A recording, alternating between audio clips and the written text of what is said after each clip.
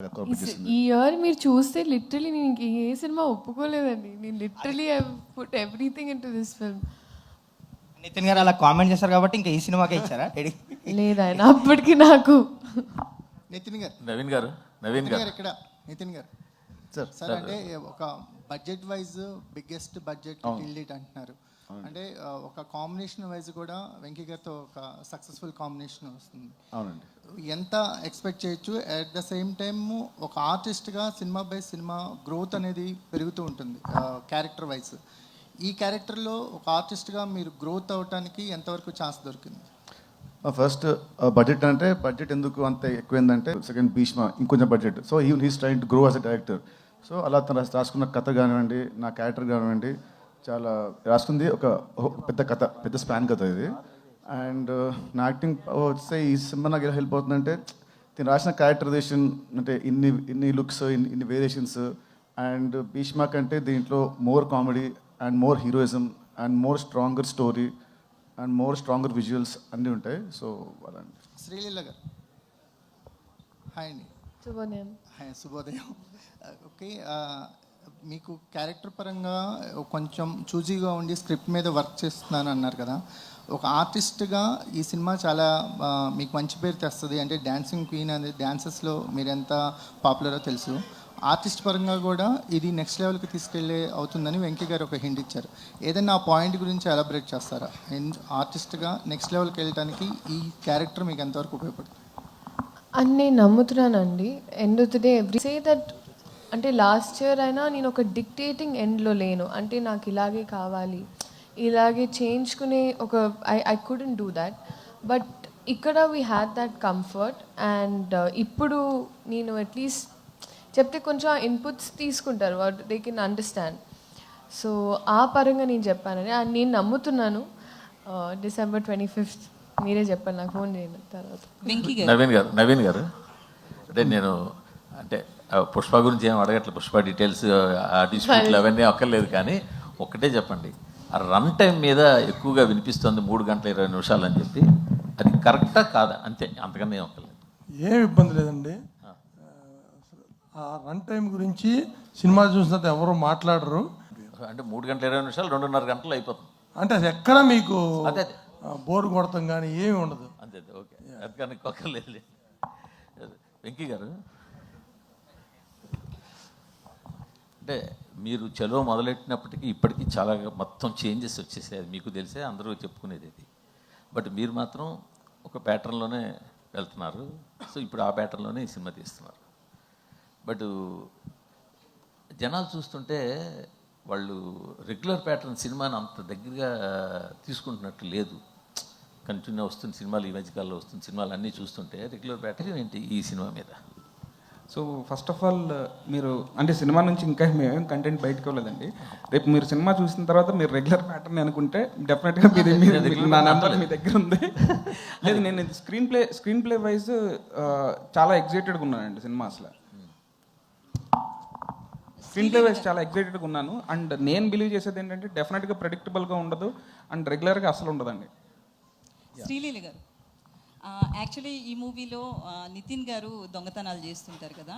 ఒకవేళ ఆయన senior artist మీకంటే కాబట్టి ఆయన నుంచి ఏదన్నా స్టీల్ చేయాలనుకుంటే ఏం చేస్తారు? Lot of things. But I think is a very very patient person and very sweet smile. So ఈ రెండు అండ్ సినిమాలో stole my heart, but it's okay. అప్పటి నుంచి దొంగతనం నేను చూస్తున్నాను. డైరెక్టర్ గారు దొంగతనం అంటున్నారు, స్టీలింగ్ హార్ట్ గురించి చెప్పలేదు మీరు. నితిన్ ఇక్కడ లక్ష్మారాయణ సార్. ఇప్పుడు జనరల్గా తెలుగు సినిమాల్లో 1-2 క్యారెక్టర్లు చేస్తేనే జనాలు చూడట్లేదు పెద్ద పెద్ద హీరోలను. మీరు కూడా పెద్ద హీరోనే కాదనట్లేదు నేను, కానీ ఇన్ని క్యారెక్టర్లు చూస్తే జనాలు ఎట్లా రియాక్ట్ అవుతారు అనుకున్నారు? అంటే ఎన్ని క్యారెక్టర్లు అంటే ఈ క్యారెక్టర్ స్క్రీన్ మీద అంటే the won't stay for more than 2 minutes 3 minutes అంతే. అంటే సినిమా అంతా దీంట్లో ఉన్న క్యారెక్టర్స్లో ఆ దొంగతనం వెళ్ళినప్పుడు చిన్న ఒక 2 minutes ఉంటుంది అంతే. అంటే ఆల్మోస్ట్ ఆల్ ద లుక్స్. చాలామంది అంటే ముక్కు మొహం తెలియని హీరోలు కూడా ప్యాన్ ఇండియా సినిమాలు చేస్తున్నారు. మీరు ఇంత పెద్ద హీరో ఉండి ప్యాన్ ఇండియా సినిమా ఎందుకు చేయట్లేదు? రాసి పెట్టుకుంటే ఎప్పుడు అవుతుంది. వెంకీ సపరేట్గా ప్లాన్ చేసి ఉంటే అది సెట్ అవ్వదు. అలాంటి స్టోరీ రావాలి, అలాంటి డైరెక్టర్ రావాలి, అన్ని సెట్ అవ్వాలి. So I leave it to the destiny. Robin hood సినిమాలో నితిన్ ఇంకో లెవెల్కి వెళ్ళడానికి అవకాశం ఉందా ఈ సినిమా తర్వాత? అది వెంకీ చెప్పాలి. చెప్పండి సార్. జెన్యున్గా మాట్లాడుకుంటే ఎవరిని అడిగినా ఇంకో లెవెల్ వెళ్ళే అవకాశం ఉందంటే ఉందని అంటారు కదండి. మనం కోరుకునేది కూడా వెళ్ళాలనే కదా. లేదు సార్, 100% అది నమ్మే ఉన్నాం సార్. డెఫినెట్గా ఇంకో లెవెల్ వెళ్తారని మేము. ఆ లెవెల్ వెళ్ళడానికి మీ దగ్గర ఉన్న పాయింట్స్ ఏంటి?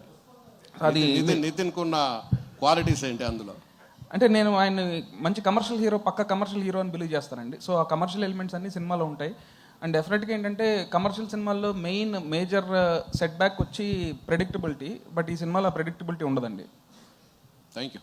నితిన్ గారు, సో అంటే విజయాలు అపజయాలతో సంబంధం లేకుండా నితిన్ గారి కెరియర్ ఉంటుంది. సో ఈ మూవీ కంపల్సరీ హిట్ కొట్టాల్సిన అవసరం, ఎందుకంటే భీష్మ తర్వాత రంగ్దే బాగున్నప్పటికీ కూడా అది వేరు. బట్ ఈ సినిమా హిట్ కొట్టాలి. సో ఈ విషయంలో ఎట్లాంటి కేర్ తీసుకున్నారు ఈ మూవీకి? ఈ మూవీకి యాక్చువల్లీ సేమ్ భీష్మ అప్పుడు మేము ఇద్దరం ఎంత కూర్చొని ఎంత కేర్ తీసుకున్నామో ఈ సినిమాకి నాకంటే ఎక్కువ హిట్ కేర్. ఎందుకంటే నాకు లాస్ట్ 10 సినిమాలు అంత ఆడదు కాబట్టి అన్నకి హిట్ ఇవ్వాలి, అన్నకి హిట్ ఇవ్వాలి. నాకంటే ఎక్కువ తిన్ను యాక్చువల్లీ కేర్. నేను కేర్ తీసుకున్నాను, but more than me he was most stressed.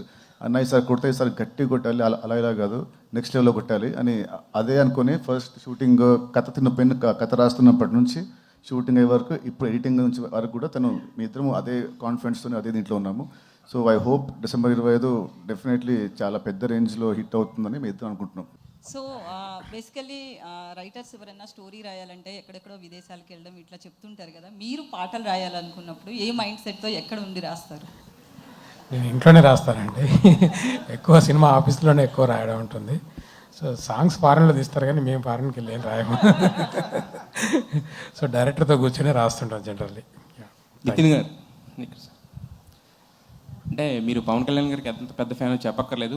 మీ సినిమాలకు ఆయన వచ్చిన ప్రతిసారి కూడా మీరు పెద్ద విజయాలే దక్కించుకున్నారు. గుండె జారిగల్లంత అయింది, ఇష్క్ వీటన్నిటికీ కూడా చాలా గ్యాప్ వచ్చింది. మధ్యలో కూడా ఆయన పిలవడం కుదరలేదు, రకరకాల కారణాలు. బట్ ఇప్పుడు అవైలబిలిటీ కూడా ఉంది, ఎందుకంటే ప్రొడ్యూసర్స్ కూడా వాళ్ళతో ర్యాప్ బట్టి. మరి ఈ సినిమా రిలీజ్ ఈవెంట్ కానీ ఎందుకంటే మీ గుడ్ వైబ్ అది కాబట్టి, మీ పవర్ వైబ్ అది కాబట్టి ఏమైనా పిలిచే అవకాశం ఏమైనా ఉంటుందా? So definitely function date fix అయితే ఒకసారి రవి గారు, నవీన్ గారు ముగ్గురు మీద కలిసి మాట్లాడతాము. తను ఫ్రీ ఉంటే చూద్దాం. తను if is busy then we can't force him కదండి.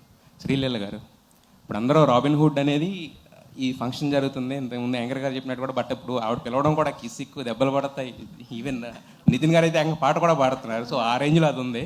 అది బయటంతా అదే హల్చల్ నడుస్తుంది. బట్ దానికి సమంత గారు కూడా రిప్లై ఇచ్చారు యాక్చువల్లీ, ఆవిడ స్టోరీలో పెట్టి మరి క్వీన్ అని చెప్పేసి. సో ఎలా అనిపించింది ఆవిడ దగ్గర నుంచి? ఇంతకుముందు ఫస్ట్ పార్ట్లో ఆవిడ చేసింది, ఇప్పుడు మీరు చేశారు. వెరీ గ్రేట్ఫుల్ అని. And such a wonderful person. నిజంగా ఎక్కడో బికాజ్ ఐ వాజ్ ఆబ్వియస్లీ కొంచెం nervous and all of that.